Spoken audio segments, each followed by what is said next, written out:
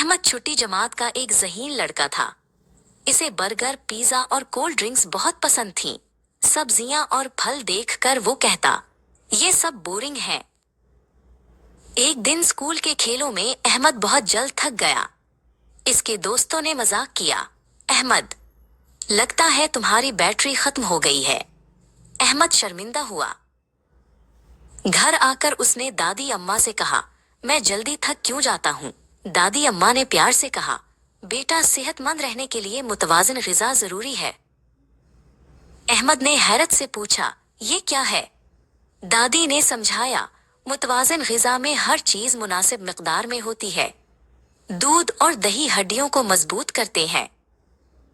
सब्जियां और फल विटामिन देते हैं। गोश्त, अंडा और दाल प्रोटीन देते हैं। रोटी और चावल तवानाई फराहम करते हैं।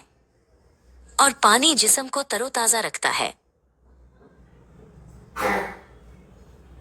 अहमद ने दादी की बात मानी और रोजाना सब कुछ खाना शुरू किया।